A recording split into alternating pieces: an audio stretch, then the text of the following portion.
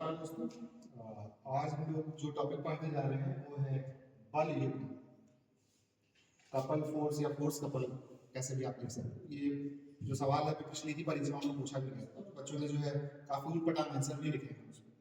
तो ठीक तरीके से अगर इसकी डेफिनेशन की परिभाषा की बात करें तो जब दो समानांतर तथा विपरीत बल एक दूसरे से कुछ दूरी पर कार्य करते हैं तो वे बल युग्म का निर्माण करते हैं। जैसे आप यहाँ पे देख भी रहे होंगे, एक बल F ऊपर की तरफ और एक बल F नीचे की तरफ लगा हुआ है और दोनों समानांतर है और विपरीत है, एक दूसरे से कुछ दूरी पर यानी कि d दूरी पर कार्य कर रहे हैं, तो ये बल युग्म का निर्माण है। जो आपका बल युग्म होगा, बल युग्म इक्वल टू हो जाएगा F इंटू टी। F एक सदिश राशि है, सदिश का हमने हद से गुणा किया है, तो ये भी एक सदिश राशि होगा, तो बल युग्म जो है एक सदिश राशि। ठीक,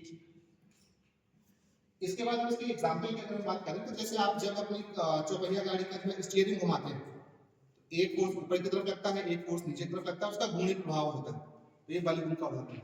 आप बोतल का ढक्कन खोलते हैं, ये भी बल युग्म का उदाहरण है, क्योंकि आप उंगली से पीछे की तरफ और अंगूठे से आगे की तरफ फोर्स लगाते हैं।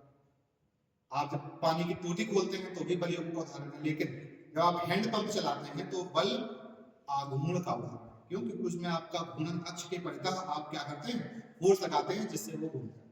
तो टोटी खोलना बल युग्म का उदाहरण हुआ, जबकि हैंड पंप चलाना जो है बल आघूर्ण का। छोटा सा बेसिक बताया है, अगर आपको इसके बारे में एडवांस पढ़ना है तो इंतजार कीजिए, नहीं तो अगर कोई डाउट आता है तो कमेंट सेक्शन में पूछ लीजिए। जो लोग ऑफलाइन पढ़ रहे हैं वो कभी हमारे ऑफिस में आकर पूछ सकते हैं, तो इसके बारे में बताऊंगा।